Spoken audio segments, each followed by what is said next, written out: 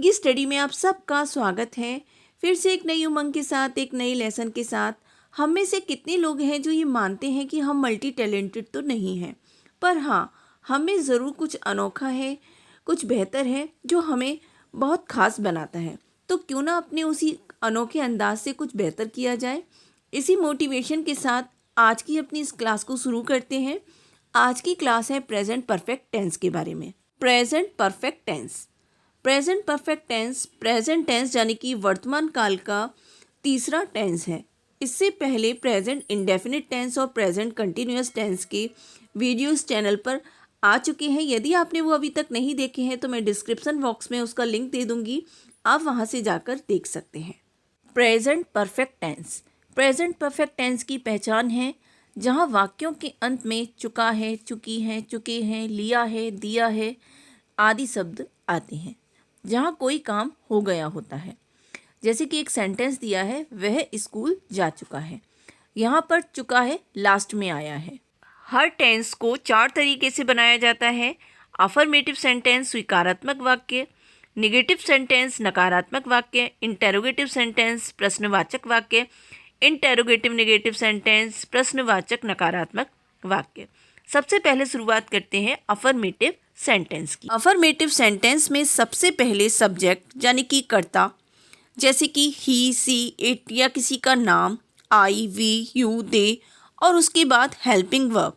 Helping verb सहायक क्रिया। Present perfect tense में हैज़ या हैव का यूज़ किया जाता है और उसके बाद वर्ब की थर्ड फॉर्म लगाते हैं और उसके बाद ऑब्जेक्ट लगाते हैं। सिंगुलर सब्जेक्ट यानी कि एक वचनकर्ता ही, सी, इट के साथ हैज़ लगाकर वर्ब की थर्ड फॉर्म और उसके बाद ऑब्जेक्ट लगाते हैं। एग्जाम्पल से समझते हैं। उसने खाना खा लिया है। उसने ही सिंगुलर सब्जेक्ट है तो हैज़ आएगा। खाने की इंग्लिश होती है ईट, ईट की थर्ड फॉर्म होगी ईटन और उसके बाद ऑब्जेक्ट आएगा फूड, तो ये हो जाएगा ही हैज़ ईटन फूड।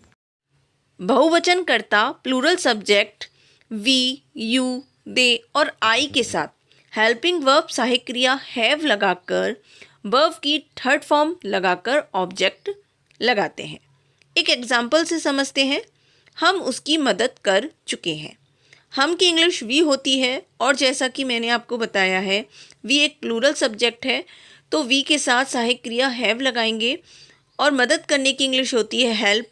हेल्प की थर्ड फॉर्म हो जाएगी हेल्प्ड, उसके बाद ऑब्जेक्ट आएगा हिम, तो ये हो जाएगा we have helped him. Negative sentence नकारात्मक वाक्य।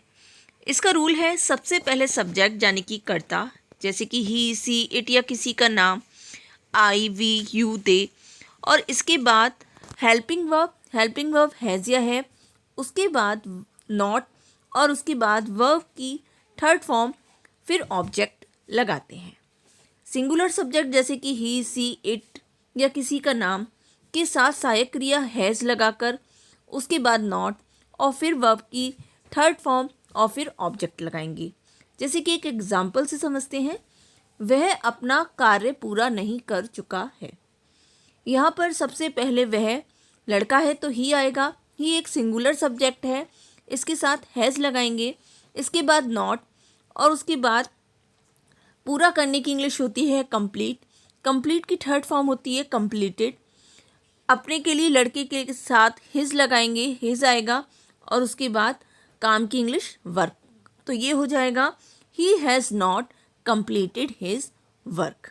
निगेटिव का दूसरा रूल है यदि सब्जेक्ट प्लूरल हो, सब्जेक्ट यानी कि कर्ता बहुवचन हो, जैसे कि वी, यू, दे और आई हो, तो उसके साथ हैव लगाकर उसके बाद नॉट और उसके बाद वर्ब की थर्ड फॉर्म और उसके बाद ऑब्जेक्ट लगाते हैं। एक एग्जाम्पल से समझते हैं। मैं पतंग नहीं उड़ा चुका हूँ। यहाँ पर सब्जेक्ट सबसे पहले आई आएगा और जैसा कि मैंने बताया था आई के साथ हैव लगाते हैं। आई हैव, उसके बाद नॉट और उसके बाद उड़ाने की इंग्लिश होती है फ्लाई। फ्लाई की थर्ड फॉर्म होती है फ्लॉन और उसके बाद ऑब्जेक्ट आएगा द काइट, तो ये बन जाएगा I have not flown the kite. Next है interrogative sentence. Interrogative sentence. Interrogative sentence प्रश्नवाचक वाक्य। यदि वाक्य के शुरू में क्या दिया हो तो कर्ता के अनुसार हैज़ या हैव शुरू में लगाते हैं। यदि सब्जेक्ट सिंगुलर है तो हैज़ पहले आएगा, यदि सब्जेक्ट प्लूरल है तो हैव पहले आएगा और उसके बाद सब्जेक्ट यानी कि कर्ता, फिर वर्ब क्रिया की थर्ड फॉर्म और उसके बाद ऑब्जेक्ट लगाते हैं। एक एग्जाम्पल से समझते हैं।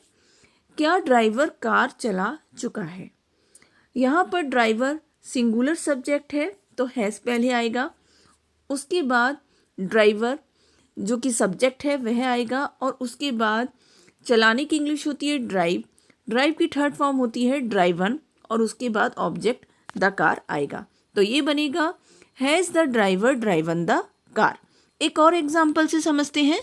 क्या वे बाजार से फल ला चुके हैं। यहाँ पर जो सब्जेक्ट है वह प्लूरल सब्जेक्ट है तो प्लूरल सब्जेक्ट के लिए हैव आएगा। तो सबसे पहले हैव आएगा हैव, उसके बाद सब्जेक्ट दे और उसके बाद लाने की इंग्लिश होती है ब्रिंग, ब्रिंग की थर्ड फॉर्म हो जाएगी ब्रॉट, उसके बाद ऑब्जेक्ट आएगा। तो ये बनेगा have they brought fruits from the market. Interrogative का दूसरा रूल है, यदि वाक्य के बीच में क्या, कब, कहाँ, कैसे दिया हो तो सबसे पहले इनकी इंग्लिश, जैसे कि क्या की इंग्लिश व्हाट, कहाँ की इंग्लिश वेयर, कब की इंग्लिश व्हेन, कैसे की इंग्लिश हाउ, क्यों की इंग्लिश वाई, और उसके बाद सब्जेक्ट के अनुसार यदि सब्जेक्ट सिंगुलर है तो हैज़ आएगा और सब्जेक्ट प्लूरल है तो हैव आएगा और उसके बाद सब्जेक्ट, फिर उसके बाद वर्ब की थर्ड फॉर्म और फिर ऑब्जेक्ट लगाते हैं। एक एग्जाम्पल से समझते हैं। तुम क्या खा चुके हो। यहाँ पर सबसे पहले क्या की इंग्लिश आएगी व्हाट और उसके बाद सब्जेक्ट के अकॉर्डिंग हैज़ या हैव लगाएंगे। यहाँ सब्जेक्ट प्लूरल है तो हैव आएगा और उसके बाद सब्जेक्ट यू और उसके बाद वर्ब की थर्ड फॉर्म आएगी। खाने की इंग्लिश होती है ईट, ईट की थर्ड फॉर्म होगी ईटन। तो ये बनेगा what have you eaten. Next है interrogative negative sentences. Interrogative negative sentences प्रश्नवाचक नकारात्मक वाक्य। एक एग्जाम्पल से समझते हैं। क्या वह कमरा साफ नहीं कर चुका है। यहाँ पर इसे बनाने के लिए सबसे पहले सब्जेक्ट के अकॉर्डिंग सहायक क्रिया हैज़ या हैव शुरू में लगाएंगे। यहाँ पर जो सब्जेक्ट है वह सिंगुलर है तो हैज़ पहले आएगा और उसके बाद सब्जेक्ट ही, उसके बाद नॉट और उसके बाद साफ करने की इंग्लिश होती है क्लीन, क्लीन की थर्ड फॉर्म होती है क्लीन और उसके बाद ऑब्जेक्ट आएगा। तो ये बनेगा has he not clean the room. एक और एग्जाम्पल से समझते हैं। क्या तुमने अपना पाठ याद नहीं किया है। यहाँ पर जो सब्जेक्ट है वह प्लूरल है तो है पहले आएगा, उसके बाद सब्जेक्ट आएगा यू, उसके बाद आएगा नॉट और याद करने की इंग्लिश होती है लर्न, लर्न की थर्ड फॉर्म होती है लर्नड और उसके बाद ऑब्जेक्ट आएगा योर लेसन। तो ये आएगा have you not learn your lesson. यदि वाक्य के बीच में क्या, कब, क्यों, कहाँ, कैसे दिया हो तो बस सिर्फ इतना करना होता है कि इनकी इंग्लिश शुरू में लगा देते हैं और बाकी सेंटेंस जैसे अभी बनाया था वैसे ही बना देते हैं। एक एग्जाम्पल से समझते हैं। तुम बाजार क्यों नहीं गए हो। यहाँ पर सबसे पहले क्यों की इंग्लिश आएगी वाई, फिर सब्जेक्ट के अकॉर्डिंग हैज़ या हैव आएगा। यह सब्जेक्ट प्लूरल है तो हैव आएगा, फिर उसके बाद सब्जेक्ट आएगा यू और उसके बाद आएगा नॉट और उसके बाद जाने की इंग्लिश आएगी गो, गो की थर्ड फॉर्म आएगी गॉन और उसके बाद आएगा ऑब्जेक्ट मार्केट। तो ये हो जाएगा why have you not gone to market. एक और एग्जाम्पल से समझते हैं। उसने मुझे अपने जन्मदिन पर क्यों नहीं बुलाया है। यहाँ पर सबसे पहले क्यों की इंग्लिश आएगी वाई और इसके बाद सब्जेक्ट के अकॉर्डिंग हैज़ या हैव आएगा। यहाँ सब्जेक्ट सिंगुलर है तो हैज़ आएगा और इसके बाद सब्जेक्ट आएगा उसने की इंग्लिश ही और इसके बाद नॉट और इसके बाद बुलाने की इंग्लिश। यहाँ पर आमंत्रण देने से मतलब है तो इनवाइट होगा, इसका मतलब इनवाइट की थर्ड फॉर्म होगी इनवाइटेड और इसके बाद ऑब्जेक्ट आएगा। तो ये बनेगा why has he not invited me on his birthday. Last में कुछ सेंटेंसेस हैं जो भी अभी तक आपने इस क्लास में सीखा है उसका अभ्यास करने के लिए आप ये सेंटेंसेस बना सकते हैं और इन्हें कमेंट बॉक्स में बनाकर लिख भी सकते हैं।